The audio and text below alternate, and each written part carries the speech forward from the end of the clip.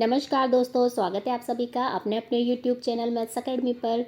दोस्तों, हमारी चल रही थी रीजनिंग की प्रैक्टिस सेट। उसके अंदर हमारे काफ़ी सारे टॉपिक हो गए हैं कंप्लीट। यदि अभी तक भी आपने हमारे वो सभी पार्ट्स जाकर नहीं देखे हैं तो ज़रूर जाकर देखिएगा, क्योंकि वो किसी भी कंपटीशन एग्जाम की आप तैयारी कर रहे हैं जिसमें आती हो रीजनिंग, उसके लिए वो बहुत इंपॉर्टेंट रहने वाले हैं। ठीक है फ्रेंड्स, तो बहुत ज़रूरी है आपके लिए, क्योंकि हम 10 या 15 क्वेश्चन उसमें सम्मिलित करते हैं, वो भी अलग अलग टॉपिक से, जैसे ब्लड रिलेशन हो गया, सीरीज़ हो गया। इस तरीके से हर टॉपिक से हम प्रश्न सॉल्व करने की उसमें कोशिश करते हैं। चलेगा, हमारी आज की सीरीज़ का क्या क्वेश्चन नंबर 1 रहने वाला है, पहले हम वो देख लेते हैं। देखिएगा, आज की सीरीज़ का हमारा क्वेश्चन नंबर 1। देखिएगा, क्वेश्चन नंबर 1 हमारा क्या कहता है फ्रेंड्स, सीरीज़ वाला क्वेश्चन है। मतलब कि ये है अनुपात समानुपात से संबंधित। यदि आपको एक से दूसरे में रिलेशन ज्ञात करना आता है, वही रिलेशन आपको नेक्स्ट पूछी गई संख्या में ज्ञात करना है। जैसे कि नीचे दिए गए प्रश्न में संबंधित संख्या को चुनिए। अर्थात 83 का 25 से जो संबंध होगा वही 29 का यहाँ पर कौन सी संख्या से होगा। 83 से हम 25 किस प्रकार से ला सकते हैं, उसी प्रकार से हमको 29 से पूछी गई संख्या यहाँ पर लानी है। तो देखिएगा फ्रेंड्स, मैं आपको बता दूं कि 83 से 85 हम 83 से 25 हम किस प्रकार से ला सकते हैं। देखिएगा, यदि मानो कि मैं 8 + 3 करूं तो मुझे कितना प्राप्त होता है, 8, 9, 10, 11, 11 प्राप्त होता है। 11 से 25 का कोई दूर दूर तक संबंध नहीं है। चलेगा, मैं 8 - 3 करती हूँ, 8 - 3 करती हूँ तो मुझे कितना प्राप्त होता है, मतलब प्लस वाला तो गलत हो जाएगा हमारा। ठीक है, अब माइनस करके देखें तो 8 - 3 करूँ तो मुझे 5 प्राप्त होता है। और हम सभी जानते हैं 5 का 25 से संबंध है, जो कि होता है 5 का स्क्वायर क्या होता है फ्रेंड्स, 25 होता है। यही रिलेशन हम 29 में करके देखते हैं। देखिएगा, 2 - 9 करके देखते हैं तो मुझे कितना प्राप्त होता है फ्रेंड्स, माइनस का 7 प्राप्त होता है। और इसका कर देती हूँ मैं स्क्वायर, तो 7 का स्क्वायर कितना होता है, 49। ठीक है, 49 हमारे कौन से ऑप्शन में दिया गया है, 49 है ऑप्शन नंबर सी में। माइनस माइनस प्लस हो जाता है, आप सभी जानते हैं माइनस माइनस को मल्टीप्लाई करते हैं तो क्या हो जाता है फ्रेंड्स, प्लस हो जाता है। ठीक है, ऐसे ही यदि हम प्लस मल्टीप्लाई प्लस करते हैं तो भी क्या हो जाता है, प्लस। लेकिन माइनस और प्लस और माइनस जो कि विपरीत चिन्ह होते हैं, ये माइनस होते हैं केवल, तो आपको याद रखना भी बहुत आसान है। चलिएगा, हम पढ़ते हैं नेक्स्ट प्रश्न की और इसी जानकारी के साथ देखिएगा, लुप्त संख्या ज्ञात कीजिएगा। इस प्रकार के प्रश्न यदि हो जाएं तो बहुत इजी भी होते हैं, लेकिन ये बहुत टफ भी होते हैं और हर एक कॉम्पिटिशन एग्जाम में आपने इन्हें देखा भी होगा। देखिएगा, इसमें यदि मैं लुप्त संख्या की बात करूँ तो देखिएगा, इस जगह हमें लुप्त संख्या ज्ञात करनी है। तो देखिएगा, ये 9 और 6 है, यहाँ पर 10 और 12 है, यहाँ पर 8 और 12 है, यहाँ पर 3 और 4 है। देखिएगा, 9 और 6 से मैं 26 ले आऊँ, उसी प्रकार 10 और 12 से मुझे यहाँ पर संख्या ज्ञात करनी होगी। उसी प्रोसेस से 8, 12 से यहाँ पे 63 आया होगा, उसी प्रोसेस से 3 और 4 से यहाँ पर 0 आया होगा। ठीक है फ्रेंड्स, चलेगा, 9 और 6 से मैं 26 ज्ञात करूँ तो किस प्रकार से ज्ञात हो सकता है। देखिएगा, 9 + 6 करूँ तो क्या 26 प्राप्त हो रहा है क्या, देखिएगा नहीं, 9 + 6 करती हूँ तो मुझे 15 प्राप्त होता है। 15 से 26 तक जाने के लिए मुझे बहुत ज़्यादा मेहनत करनी होगी, बहुत ज़्यादा अंक जोड़ने होंगे। चलिएगा, अब मैं माइनस करके एक दफ़ा देख लेती हूँ। 9 - 6 करती हूँ तो मुझे कितना प्राप्त होता है, 3 प्राप्त होता है। और 3 का क्यूब क्या होता है फ्रेंड्स, 27 होता है। क्या 27 26 के आसपास है क्या, बिल्कुल। 27 में से यदि मैं 1 माइनस कर दूँ तो मुझे 26 प्राप्त होता है। ठीक है, अब इसमें ये देखती हूँ 3 और 4 में, ये वाला देखिएगा, 4 - 3 में कर दूँ तो मुझे कितना प्राप्त होता है फ्रेंड्स, 1 प्राप्त होता है। 1 का क्यूब कितना होता है, 1 होता है। और 1 में से 1 माइनस कर दूँ, क्योंकि ऊपर भी हमने 27 में से 1 माइनस किया, यहाँ पर भी 1 में से 1 माइनस करूँगी तो 0 प्राप्त हो जाएगा, यहाँ पर 0 ही दिया है। 8 और 12 की बात करूँ तो देखिएगा, 12 - 8 में करती हूँ तो मुझे प्राप्त होता है 4। 4 का क्यूब कितना होता है फ्रेंड्स, हम सभी जानते हैं 4 का क्यूब होता है 64। 4 का क्यूब कितना होता है फ्रेंड्स, 4 का क्यूब होता है 64। और 64 में से 1 माइनस करूँगी, क्योंकि ऊपर सब जगह हमने 1 माइनस किया है, तो मुझे प्राप्त होता है 63, जो कि यहाँ पर देखिएगा 63 ही दिया है। इसका मतलब जो हमसे पूछा गया है 12 और 10 के अंदर भी मैं यही रिलेशन फॉलो करती हूँ, तो देखिएगा कितना मुझे प्राप्त होता है। 12 - 10 करूँगी तो मुझे कितना प्राप्त होगा फ्रेंड्स, 2 प्राप्त होगा। 2 का क्यूब यदि मैं करती हूँ तो मुझे 8 प्राप्त होगा। और 8 में से मुझे 1 माइनस करना होगा, क्योंकि सभी में से देखिएगा हमने 1 माइनस किया है। ठीक है, 8 में से 1 माइनस करूँगी तो मुझे 7 प्राप्त होगा। और 7 मुझे कहाँ पर दिया है, ऑप्शन नंबर बी में दिया है, इसलिए हमारा ऑप्शन नंबर बी इसका एकदम सही जवाब हो जाता है।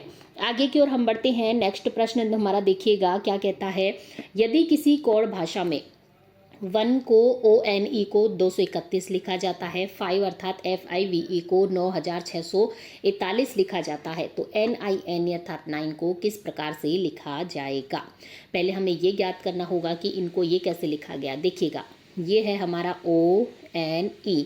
ओ को क्या लिखा गया है 2, एन को क्या लिखा गया है 3, ई को क्या लिखा गया है 1।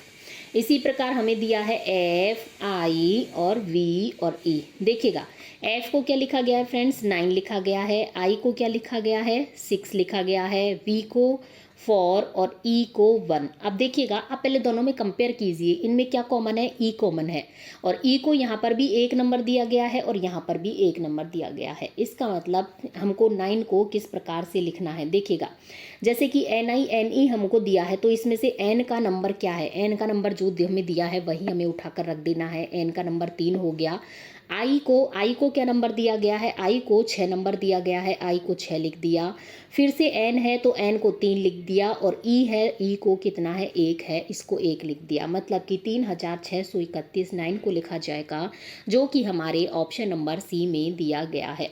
ठीक है फ्रेंड्स, मुझे पूरी उम्मीद है आपको समझ में आ गया होगा। इसमें तो कुछ भी नहीं करना, जो हमें नंबरिंग जो भी अल्फ़ाबेट हमें जिस नंबर पर दिया गया है, मतलब इसमें क्वेश्चन में जिस नंबर पर दिया गया है वही हमको फॉलो करना है।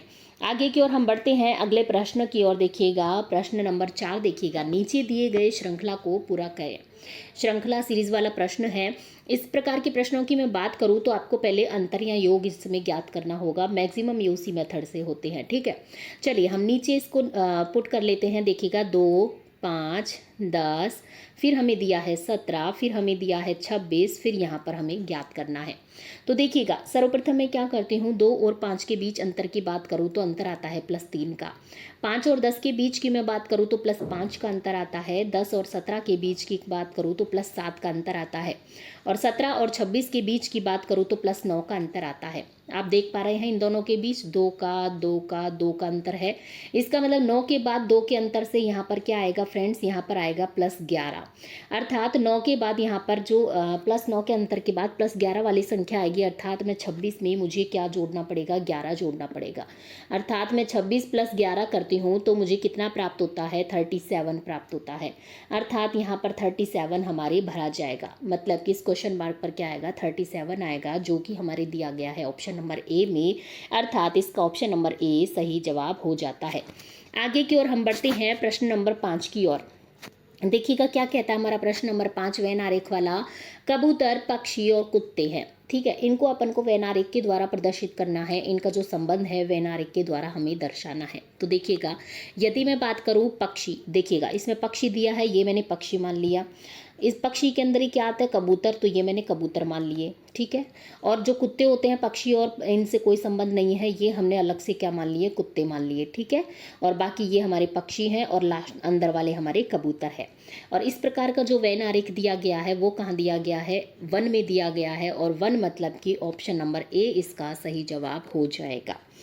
आगे की ओर हम बढ़ते हैं प्रश्न नंबर 6 की ओर। देखिएगा, सी बी की पत्नी है, ई सी का बेटा है, ए बी का भाई है और डी का पिता है, तो ई का डी के साथ क्या संबंध है। ब्लड रिलेशन वाला प्रश्न है, बहुत ही इंपॉर्टेंट प्रश्न है। देखिएगा, सी बी की पत्नी है, ये हो गए पति पत्नी। सी पत्नी है मतलब कि माइनस कर दिया, मतलब पति है तो ये मेल हो गया बी। ठीक है, सी बी की पत्नी है, ई सी का बेटा है। देखिएगा, ई एक जनरेशन नीचे कर देते हैं, ई सी का बेटा है, मतलब प्लस हमें उसका जेंडर दिया है।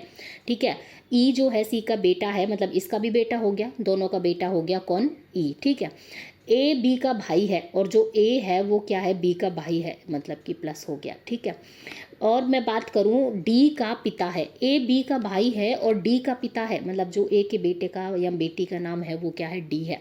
तो ई का डी के साथ क्या संबंध है। देखिएगा, ये ई के पिता कौन हो गए, देखिएगा ई के पिता कौन हो गए, बी हो गए, ये कौन हो गए, पिता। ठीक है, और पिता का जो भाई होता है वो क्या होते हैं, चाचा या ताऊ। और चाचा ताऊ के जो बेटे या बेटी होते हैं वो क्या हो गए, चचेरा भाई या चचेरा बहन।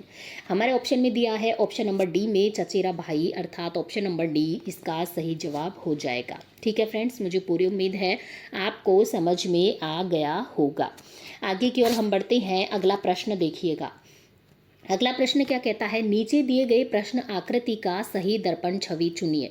हमें प्रश्न आकृति दी गई है और हमें दर्पण छवि चुननी है। दर्पण छवि में क्या होता है, लेफ्ट टू राइट दिखेगा और राइट हमें लेफ्ट की ओर दिखाई देगा। तो देखिएगा, जैसे कि अंदर का ये गोला है, ये तो कुछ इस तरीके से ही दिखाई देगा। और यदि मैं इस बॉक्स की बात करूँ तो देखिएगा, आगे वाला ये जो बॉक्स है ये आगे की तरफ दिखाई देगा, ठीक है, क्योंकि दिशा चेंज हो जाएगी। और ये जो तीर का चिन्ह है ये कुछ इस तरीके से इधर की तरफ दिखाई देगा। और लेकिन ये जो ऊपर का है ना, ये राउंड राउंड, ये तो कुछ इस तरीके से ही दिखाई देगा जैसा कि ये है, ठीक है। और नीचे की ओर बात करूँ तो नीचे के पैर से भी सेम दिखाई देंगे क्योंकि दोनों सेम है। तो इस प्रकार का जो हमारी आंसर दिया गया है ऑप्शन नंबर ए में दिया गया है, अर्थात ऑप्शन नंबर ए हमारा सही जवाब हो जाएगा। ये आकृति हमें ऑप्शन नंबर ए में दर्शाई गई है एज इट इज़, ठीक है। आगे की ओर हम बढ़ते हैं अगले प्रश्न की ओर। देखिएगा नेक्स्ट प्रश्न में क्या कहता है, यदि 23 हैशटैग, देखिएगा सॉरी, यदि 23 हैशटैग मतलब कि क्या है 35 है इक्वल टू 13 दिया गया है, डॉलर का साइन है ये। देखिएगा, यदि मैं 23 और यहाँ पर डॉलर साइन या हैशटैग या कुछ भी लगा दूँ और हमें रिलेशन निकालना है 35 से, जिससे कि 13 आ जाए, ठीक है। तो देखिएगा 13 किस प्रकार से इसमें आ सकता है। मैं बात करूँ इन सभी को जोड़ने की तो 2 + 3 + 3 + 5 मैं करके देखती हूँ। 3 और 2 5 और 5 और 3 8 और 8 और 5 कितने हो गए हैं 13। तो बिल्कुल ये तो 13 हो गया। इसका मतलब ये है जो हमारे डॉलर का साइन दिया गया है, ये जो हमारे डॉलर का साइन दिया गया है इसका मतलब क्या है, प्लस है। आगे और एक बार चेक कर लेते हैं। देखिएगा 3 + 5 कर देती हूँ तो क्या मुझे 8 प्राप्त होता है क्या, जो कि यहाँ पर दिया गया है, बिल्कुल 8 प्राप्त होता है। इसका मतलब क्या है फ्रेंड्स, जो हमसे पूछा गया है उसका हम निकालते हैं। देखिएगा ये हमें क्या दिया गया है, 4 दिया गया है और डॉलर की जगह मैंने प्लस लिख लिया। और 1 + 3 सारे अंकों का हमें योग करना है। ऐसा नहीं है कि 4 + 13 करना है, लेकिन 4 + 13 के भी दोनों अंकों का योग करना है, 4 + 1 + 3, ठीक है। तो 4 3 7 और 1 8 हो गया है हमारा, जो कि हमारे दिया गया है ऑप्शन नंबर ए में, अर्थात 8 हमारा सही जवाब इसमें हो जाएगा फ्रेंड्स, ठीक है। तो हम सही ऑप्शन की तरफ बढ़े तो हमारा जो यहाँ पर क्वेश्चन मार्क पे भरा जाएगा वो क्या भरा जाएगा, 8 भरा जाएगा, जो कि ऑप्शन नंबर ए में दिया गया है, अर्थात हमारा ऑप्शन नंबर ए एकदम सही जवाब इसमें हो जाता है, ठीक है फ्रेंड्स। आपको समझ में ना आए तो आप कमेंट बॉक्स में हमसे क्वेश्चन पूछ भी सकते हैं। आगे की ओर हम बढ़ते हैं अगले प्रश्न की ओर। निम्न आरेख में शहरी भ्रष्टाचारी कर्मचारियों का पता लगाएं, जो शहरी भी हो भ्रष्टाचारी भी हो, ठीक है। देखिएगा ये तो ग्रामीण लोग हैं, ये शहरी लोग हैं, ये कर्मचारी हैं और ये भ्रष्टाचारी लोग हैं। और आपको क्या दिया है, शहरी भ्रष्टाचारी कर्मचारी, ठीक है। 3 चीज़ों का मतलब ग्रामीण नहीं होने चाहिए, शहरी होने चाहिए, भ्रष्टाचारी होने चाहिए, कर्मचारी होने चाहिए। देखिएगा यदि मैं किस अंक की बात करूं, मान लो मैं तो मुझे जो तीनों में ऐसे कॉमन सा दिखता है, देखिएगा 3 है जो ग्रामीण में है, मतलब 3 नहीं होगा, 4 नहीं होगा, 5 नहीं होगा, ठीक है। ये सभी क्या है, ग्रामीण के अंदर आ रहे हैं, ठीक है। और मैं बात करूं तो देखिएगा 6 नहीं होगा क्योंकि ये भी ग्रामीण के अंदर आ रहा है। चलिए नीचे की ओर बढ़ते हैं। 8 की ओर मैं बढ़ूँ तो देखिएगा 8 क्या है, 8 हमारा भ्रष्टाचारी तो है, भ्रष्टाचारी है, बिल्कुल ये भ्रष्टाचारी के अंदर आ रहा है। और मैं बात करूँ तो देखिएगा क्या ये शहरी है क्या, लेकिन ये शहरी के अंदर नहीं आता क्योंकि जो शहरी का ट्रायंगल है, ये शहरी का ट्रायंगल है ये वाला, तो ये शहरी से बाहर हो गया, इसका मतलब कि 8 भी नहीं होगा। अब 9 की बात करते हैं। 9 भ्रष्टाचारी में भी आ रहा है, शहरी लोगों में भी आ रहा है और ये गोला अर्थात कर्मचारी में भी आ रहा है। इसका मतलब 9 हमारा सही जवाब हो जाएगा, जो कि ग्रामीण में नहीं आता और शहरी भी है और भ्रष्टाचारी भी है और कर्मचारी है, अर्थात ऐसे कर्मचारी जो शहरी और भ्रष्टाचारी हैं। वो कौन से में है, ऑप्शन नंबर बी में दिया गया है 9, तो अर्थात 9 इसका एकदम सही जवाब हो जाएगा। देखिएगा हम 7 और 11 को भी चेक कर लें तो देखिएगा 7 हमारे त्रिभुज के अंदर नहीं आता, अर्थात शहरी लोग नहीं होंगे। 11 की बात करूँ तो 11 कर्मचारी नहीं होंगे। 12 नंबर की मैं बात करूँ तो 12 केवल भ्रष्टाचारी लोग हैं, ठीक है।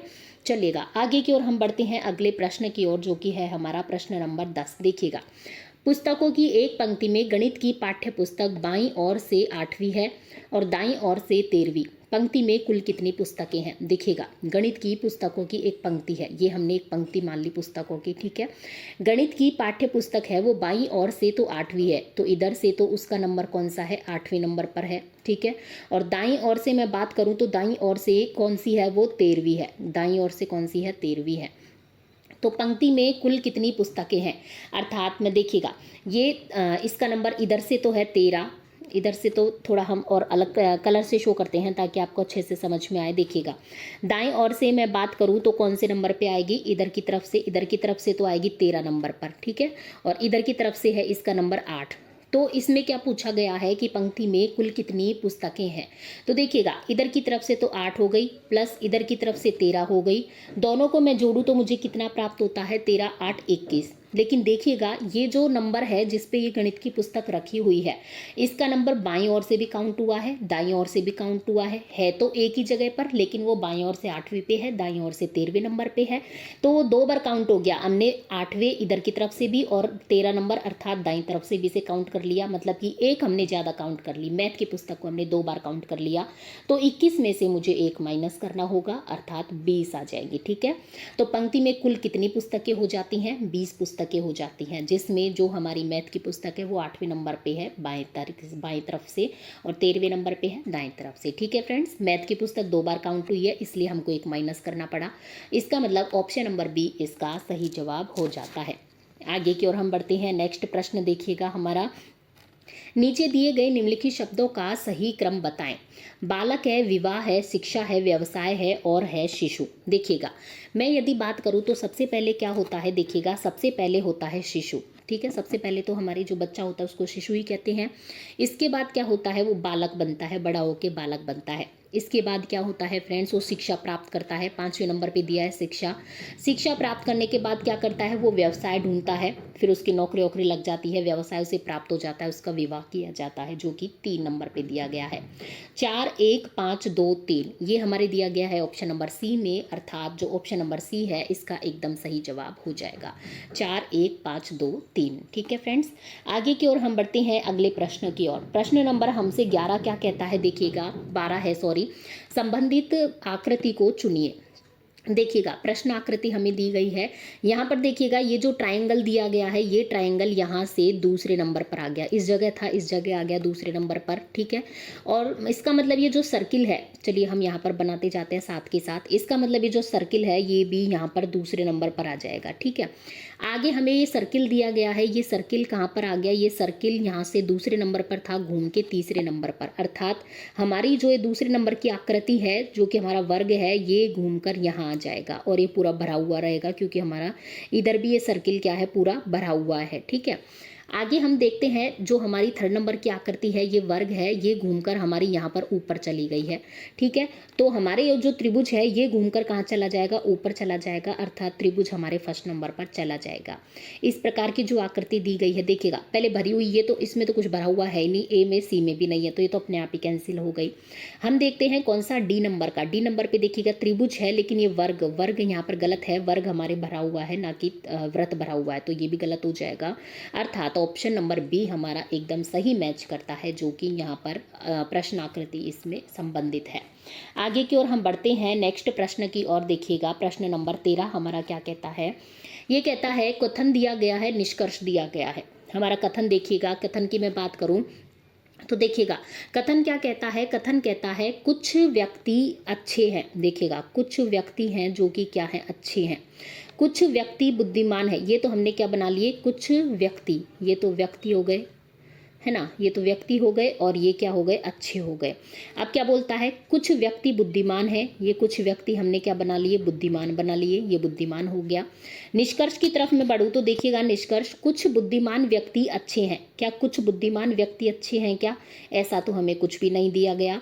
कुछ अच्छे व्यक्ति बुद्धिमान है क्या, कुछ अच्छे व्यक्ति बुद्धिमान है क्या, हमें ऐसा भी नहीं दिया गया, अर्थात ना तो निष्कर्ष फर्स्ट और ना ही निष्कर्ष सेकंड निकलता है। आगे की ओर हम बढ़े तो नेक्स्ट हमारा प्रश्न देखिएगा, अगला प्रश्न हमारा क्या कहता है। अगले प्रश्न की ओर हम बढ़ते हैं। देखिएगा, नीचे दिए गए प्रश्न आकृति में कौन सा है जो उत्तर आकृति में निर्मित है। देखिएगा, ये हमें प्रश्न आकृति दी गई है, इसके अंदर ये वाली जो आकृति है ना, ये हमें दिखानी है कि कौन सी उत्तर आकृति में निर्मित है। देखिएगा, यदि मैं देखूँ इस वाली डी उत्तर आकृति में, तो देखिएगा छोटा सा आपको दिखेगा, जो कि देखिएगा बहुत गौर से देखने पर दिखेगा। देखिएगा, ये वाला यहाँ से यहाँ यहाँ, ठीक है, ये जो दिख रहा है ये हमारी क्या है, प्रश्न आकृति वाली ही आकृति है, जो कि डी में हमारे निहित है, जो हमें बहुत गौर से इसमें ढूंढनी है, अर्थात ऑप्शन नंबर डी इसका सही जवाब हो जाएगा। देखिएगा, इस प्रकार की आकृति हमें ए में बिल्कुल नहीं दिखाई देती, चाहे कितना ही गौर से इसको घूर ले हम। बी में नहीं दिखाई दे रही है और सी में भी नहीं दिखाई दे रही, लेकिन बहुत गौर से बहुत ध्यान से देखने पर हमें डी में ये प्राप्त हो जाती है। आगे की ओर हम बढ़े तो क्वेश्चन नंबर 15 हमारा देखिएगा, नीचे दिए गए प्रश्न में विषम शब्द की हमें पहचान करनी है। बछेड़ा है, मेमना है, मुर्गी है और शशक है। देखिएगा, हम बात करें बछेड़े की, हम बात करें मेमना की, हम बात करें शशक की, ये क्या होते हैं? जानवरों के बच्चे होते हैं। मतलब ये क्या होते हैं? बच्चे होते हैं। लेकिन जो हमारी मुर्गी होती है ये बच्चा नहीं होती है। मुर्गी तो मुर्गी होती है, बड़ी मुर्गी होती है। इसका मतलब ऑप्शन नंबर डी है वो बाकी सभी से क्या हो जाएगा? अलग हो जाएगा, अर्थात विषम शब्द हो जाएगा बाकी सभी ऑप्शन से, जिसकी हमें क्या करनी थी फ्रेंड्स? पहचान करनी थी। आगे की ओर हम बढ़े, क्वेश्चन नंबर 16 की ओर हम बढ़ते हैं। देखिएगा, आज हम पूरी 20 क्वेश्चन करवा के जाएंगे आपको, जो कि सभी अलग अलग टॉपिकों से हैं। आप बने रहिएगा, ठीक है। देखिएगा, लास्ट में हम काउंटिंग वाले प्रश्न भी सॉल्व करवाएंगे। चलेगा, देखते हैं 16 नंबर का प्रश्न। एक व्यक्ति उत्तर दिशा की ओर चलना प्रारंभ करता है। देखिएगा, सबसे पहले आपको दिशाओं का ज्ञान हम थोड़ा सा करवा देते हैं, जो कि हर वीडियो में करवाते हैं। ऊपर की ओर होता है उत्तर, नीचे की ओर होता है दक्षिण, दाएं हाथ को होता है पूर्व और बाएं हाथ को होता है पश्चिम, ठीक है। चलेगा, अब जैसे जैसे हमसे इसमें बोलना जाएगा हम वैसे उसी तरीके से हम आगे की ओर बढ़ते जाएंगे। देखिएगा, एक व्यक्ति उत्तर दिशा की ओर चलना प्रारंभ करता है। उत्तर की ओर मतलब ऊपर की ओर, ठीक है, ऊपर की ओर चलना प्रारंभ किया। निम्नलिखित में से कौन सी दिशा क्रम से वह पूर्व की ओर जाएगा? तो देखिएगा, यदि मैं बी ऑप्शन की बात करूं, जो कि हमारा सही है, देखिएगा बी ऑप्शन की मैं बात करती हूं, तो सबसे पहले वो दाएं जा रहा है, दाएं गया, ठीक है, ये दाएं गया, फिर यहाँ से वापस से दाएं जाएगा, ये वापस से दाएं गया, ठीक है। अब वापस से बाएं जाएगा, ये वापस से बाएं गया। अब ये कौन सी दिशा हो गई हमारी? दाएं हाथ को हो गई। दाएं हाथ को क्या होती है? पूरब होती है, अर्थात हमारा बी ऑप्शन इसमें सही जवाब हो जाएगा। आप बाकी सभी को चेक कर सकते हैं, बाकी सभी से आप पूर्व दिशा की ओर नहीं पहुंच पाएंगे, ठीक है फ्रेंड्स। तो ऑप्शन ए, सी, डी इसमें गलत हो जाएंगे, ऑप्शन नंबर बी हमारा सही जवाब हो जाएगा। आगे की ओर हम बढ़ते हैं अगले प्रश्न की ओर। प्रश्न नंबर 17 देखिएगा क्या कहता है। क्वेश्चन नंबर 17 हमारा देखिएगा, क्वेश्चन नंबर 17 क्या कहता है? नीचे दिए गए प्रश्न में संबंधित शब्द को चुनिए।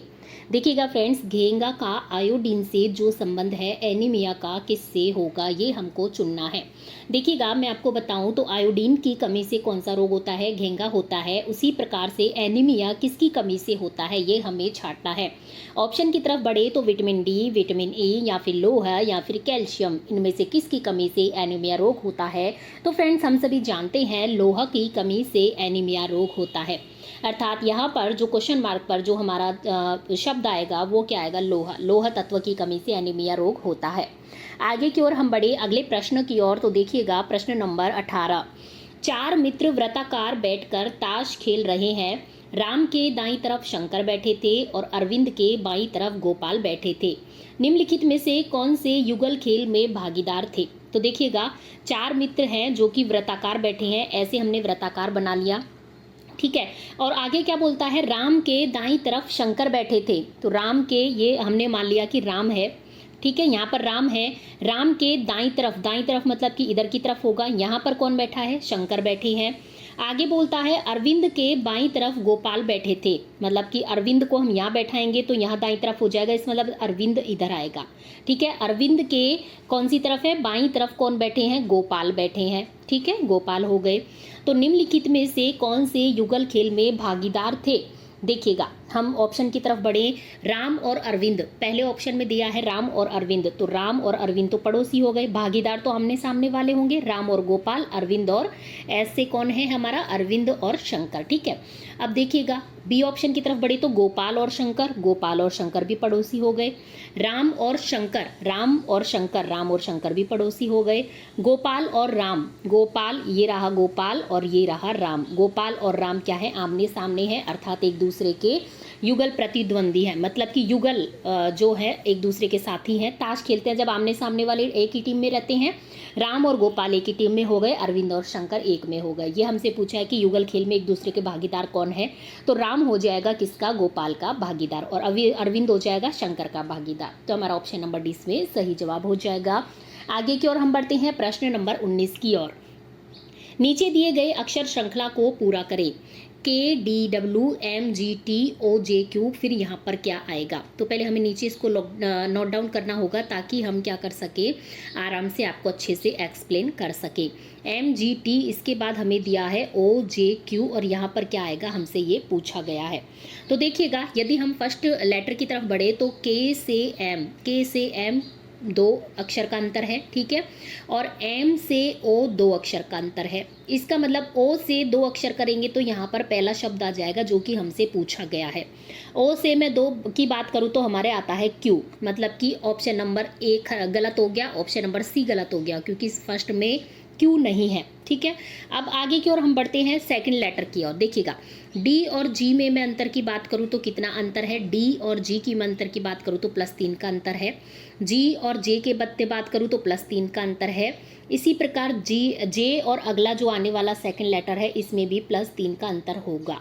मतलब कि J में +3 करूँगी तो मुझे M प्राप्त होगा, मतलब कि QM। मतलब आप देख पा रहे हैं हमारा ऑप्शन नंबर B भी गलत हो गया क्योंकि Q के बाद N दिया है, जबकि Q के बाद M कौन से है, D में, तो D ही सही हो जाएगा।